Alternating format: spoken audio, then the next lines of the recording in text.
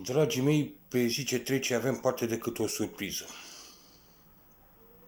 România se află într-o perioadă foarte grea. Iohannis și guvernul Orban doresc cu orice preț distrugerea acestei țări. Prin măsurile de îngrădire a populației, acestor elemente le este mai ușor să lovească în economie, agricultură, turism, resurse naturale și așa mai departe. Acești nemernici au sistat începerea lucrărilor de autostrăzi.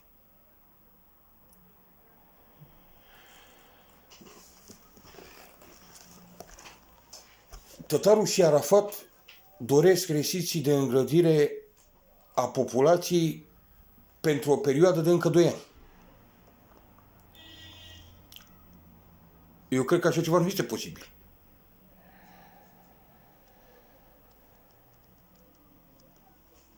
Ne confruntăm cu o clică de derbedei naziști care s-au cuibărit în sânul acestei țări și al neamului românesc, iar acum, cu ajutorul puterii oculte, au pus mâna pe putere. Principalul personaj malefic este Iohannis, neamț de origine cu apucături naziste. La fiecare apariție publică nu ezită să se manifeste întocmai ca un fascist. În loc să se preocupe de problemele acestei țări, acest nemernic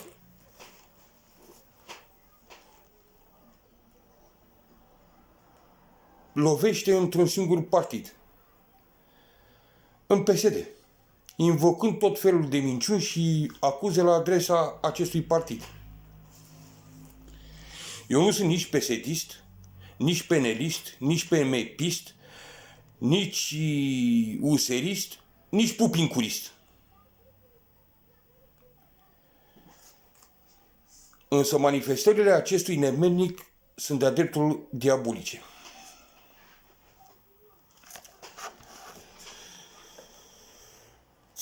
Al doilea personaj este măscăriciul acestui derbedeu, Ludovic Orban. Un alt derbedeu bețiv cu apucături naziste,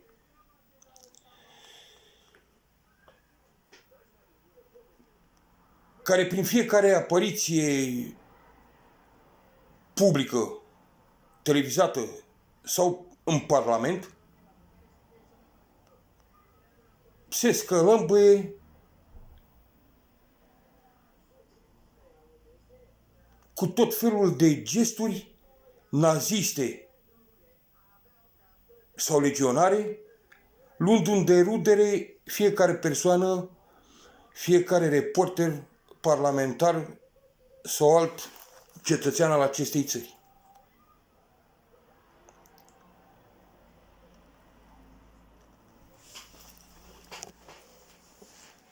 Eu nu știu cât va mai rezista acest popor. Pentru că acești nemernici au un tupeu fantastic. Au reușit să îndobitocească această populație cu tot felul de minciuni, cu tot felul de acuze aduse la adresa anumitor persoane din Parlament sau persoane publice. Li s-a fabricat dosare, au fost băgați la pușcărie și țin să menționez faptul că toți naționaliștii care au vrut binele acestei țări ori au fost omorâți, ori au fost băgați în pușcărie.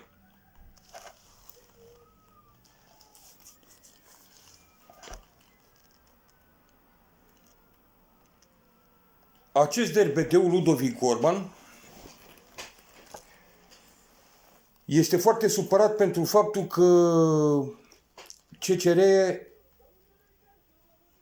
nu a fost de acord cu amenziile date populației pe timpul, în perioada stării de urgență.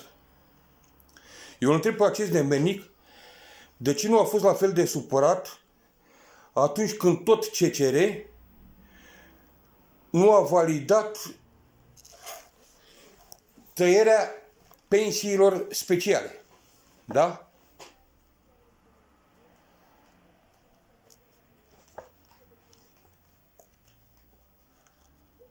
În rândul acestor nenorociți se află personaje precum Țurcan, o vagabondă care eu nu știu ce caută asta prin Parlament.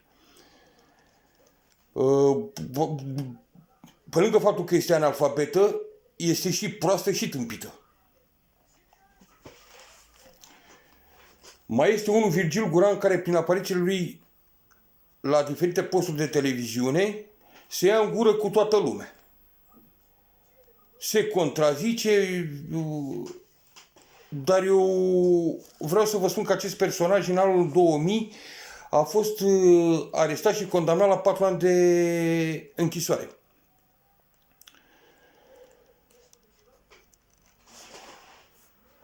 Însă acest nemernic, ca să scape de pușcărie, s-a internat la spitalul Voilea din Câmpina,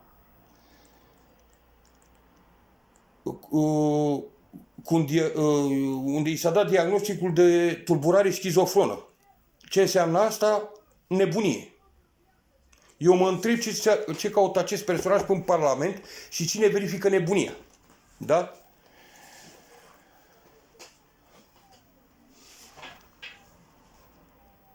Prin aparițiile televizate, nemernicul de Iohannis a spus că cei care au făcut nereguli nu vor scăpa de lege.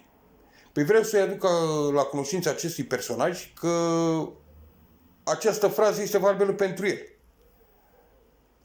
Pentru că el s-a ocupat cu furtul de case, a făcut trafic de carne vie și eu cred că nimeni nu e mai presus de lege, da?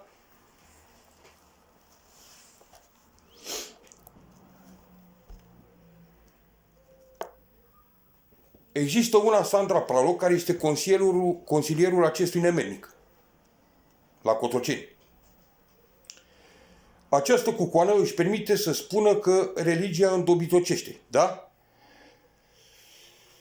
Biserica Ortodoxă Română este o tumoare pe corpul social al țării.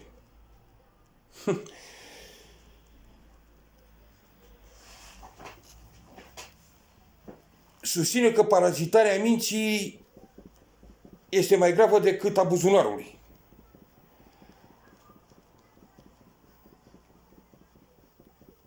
Spune că religia îndobitocește oameni și îi face mai docili și mai slugarnici.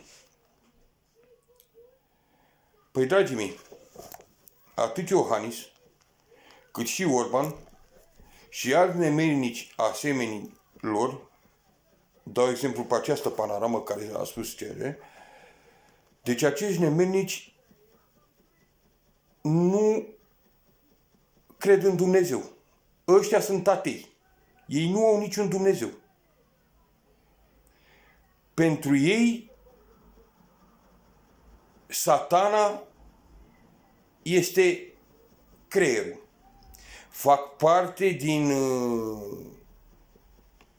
masonerie și sunt supuși diavolului.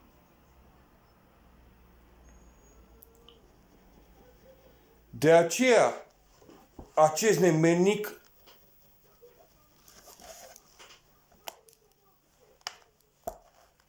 în perioada sărbătorilor de Paște ne-a ținut în casă și nu ne-a lăsat să ieșim să mergem la biserică. Dorește cu orice chip să ne înlăture de la credința noastră, dorește să elimine ortodoxia, biserica,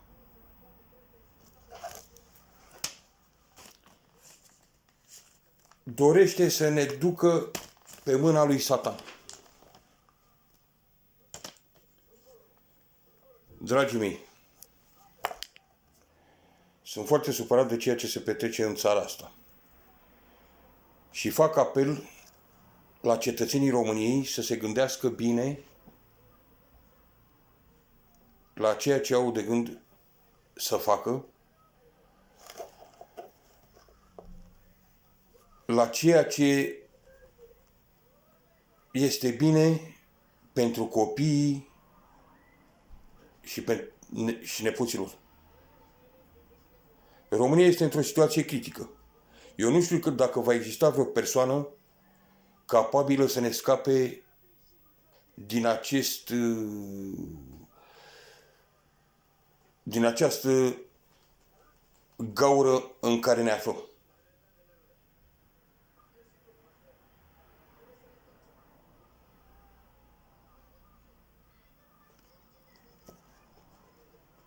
Sunt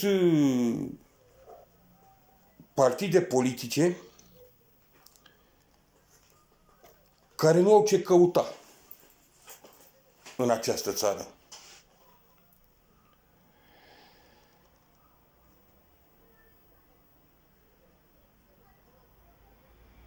UDMR-ul, eu nu știu ce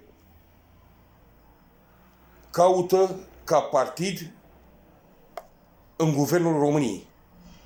Aceștia trebuie desfințați imediat. Eu nu sunt împotriva ungurilor și a cetățenilor unguri. Sunt împotriva acestui partid care nu are ce căuta în Parlamentul României. Pentru că nici România nu are partid în Parlamentul Ungariei, da? Să fie clar. România, în 1877, și-a câștigat independența. Da? Deci suntem un stat suveran și independent. Am fost. Mă rog. Că după lovitura de stat în 89, România a ajuns sluga Europei. Am ajuns colonia Americii, colonia americanilor. Deci nu știu dacă mai suntem într-adevăr stat suveran și independent. Dar cu toate acestea, vreau să menționez faptul că și vreau să cred că încă suntem stăpâni la noi în țară.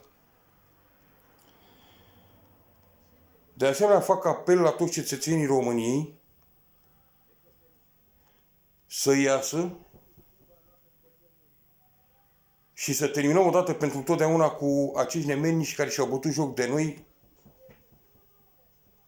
de-a lungul a 30 de ani. În decursul la 30 de ani.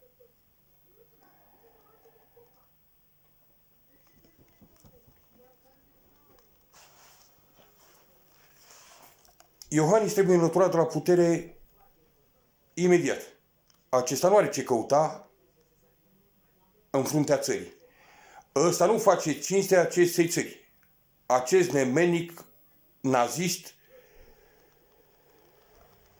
el și clica lui de derbedei.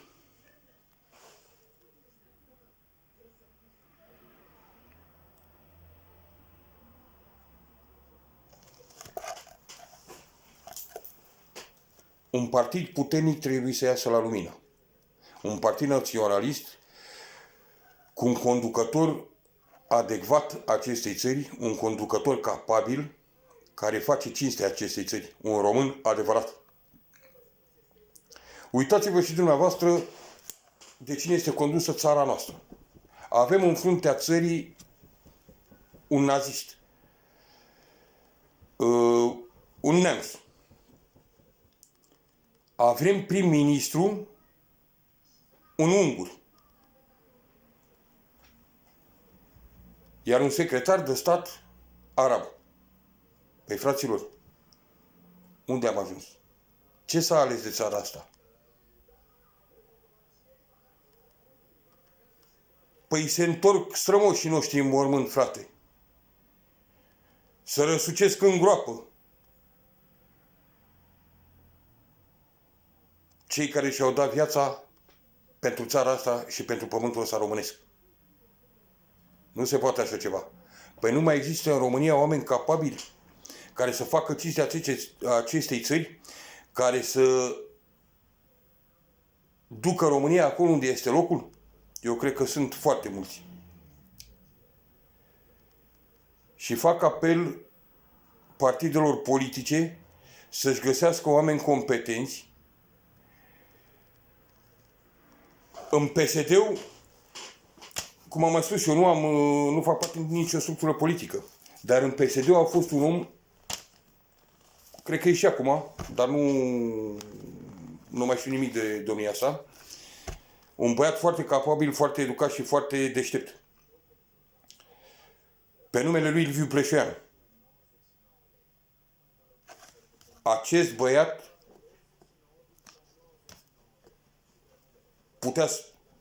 poate să scoată țara din rahatul în care ne aflăm. Dar nemenicii ăștia din PSD-ul a preferat să-l pună pe celălalt cu un maimuțoi și un sluganic al lui Iohannis. Ei nu văd că acest nemernic e împotriva partidului lor? Au obligat-o pe Dăncilă să plece ca să intre el, un vagabond analfabet. Că nu e de parte de Țurcan, de Orban și de vagabonzii ceilalți. Nu. Un prost care nu știe nici să citească. România nu are nevoie de așa ceva.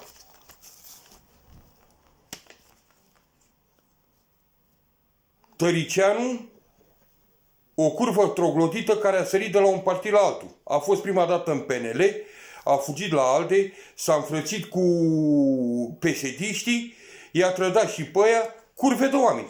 Cum a fost și Stolojan când și-a trădat și a pus pe vagabondul ăla de Băsescu, alt ordinar, a dus în fruntea țării de masonerie, de oculta mondială.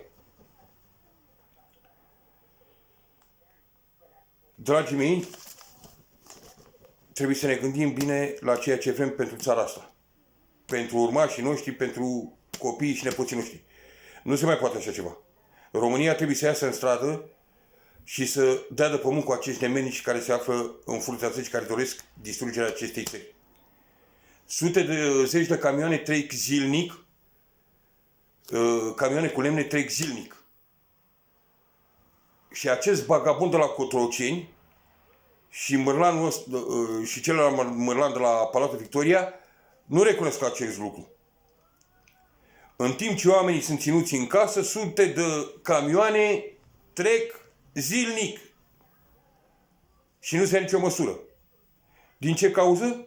Pentru că nemenicul ăsta care se află în fruntea țării este nașul acelui nemenic austriac care a venit să le defrișeze nouă pădurile. Da? Păi dacă stăm ca proștii, frate, în casă, stăm pe rețelele de socializare și trimitem tot felul de mesaje, din urmă o măsură, nu ieșim în stradă, să mergem să dăm cu ei de pământ, nu se schimbă nimic în țara asta și o să ajungem vai de capul nostru. O să ajungem hârtia igienică a acestor nemernici.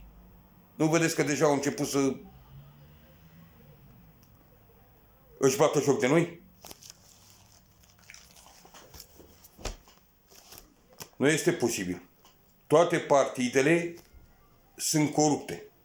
Toate partidele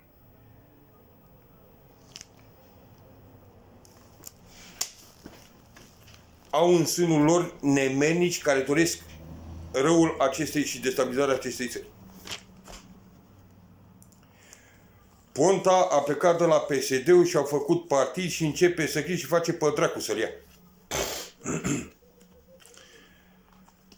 În partea cealaltă, la useriști, e nesimțitul ăla de Barna care umblă cu tot felul de homosexuali, de bulangii și de curlangii care n-au nici pătăi pe lume.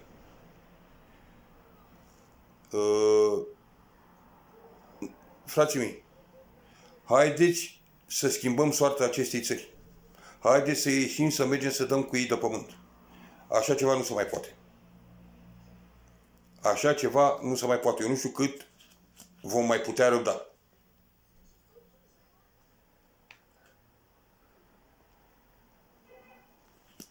Când Ceaușescu a schimbat soarta acestei țări, nu le-a convenit. Când România era una dintre cele mai bogate țări din lume, Ceaușescu a avut și el o perioadă de austeritate.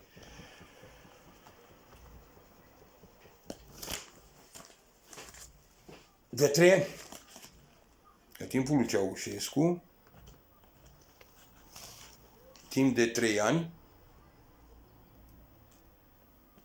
România a fost supusă austerității.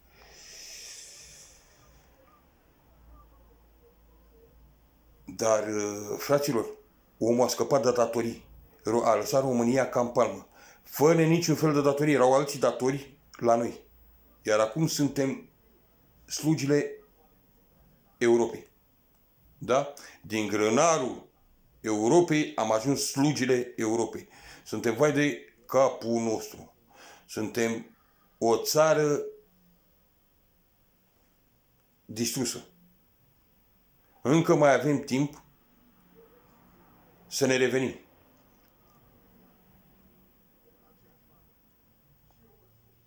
A durat 30 de ani distrugerea, haideți să mai dureze încă 5, 10, 15 ani refacerea României. Să găsim un conducător capabil care să ne ducă acolo unde ne este locul. Da? Deci când vă spuneam, și Ceaușescu a luat măsuri de austeritate.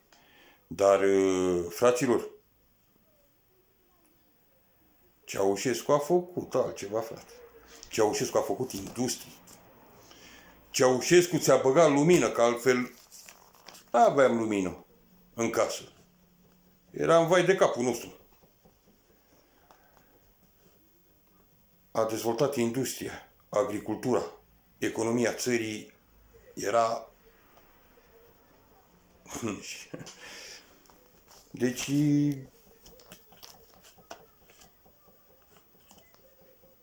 Când mi-aduc aminte ce am avut și când văd unde ne-au adus nemenicii ăștia,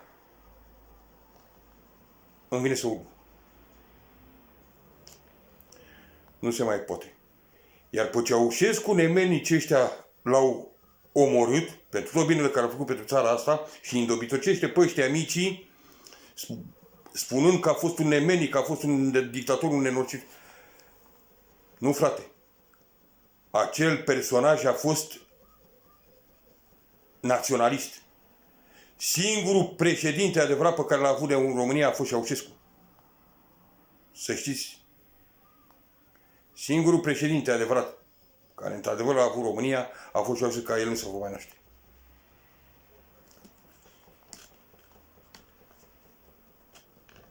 Asta e. Hai. Să trecem peste asta și să revenim la problemele noastre.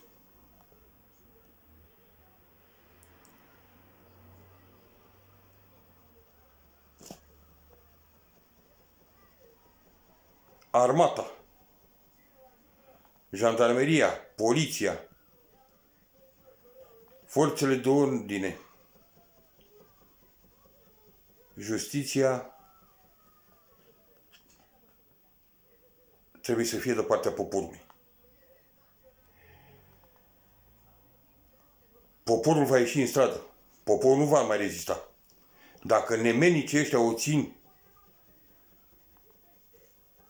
cu măsurile astea de îngrădire asupra populației, poporul nu va mai rezista. Poporul va ieși și îi va distruge. Pentru că așa ceva nu se poate. Poporul nu mai rezistă. Suntem mințiți, suntem jefuiți, suntem tratați ca niște animale.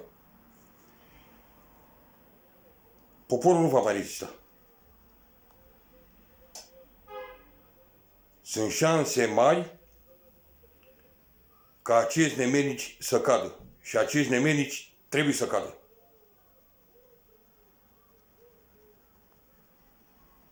Eu nu îndemn la revoluție, nu îndemn la război, nu îndemn la măcel, nu.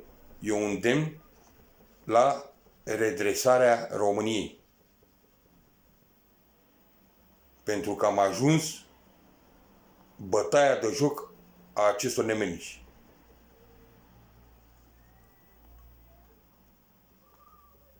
Acestea fiind spuse, îmi au rămas bun de la dumneavoastră,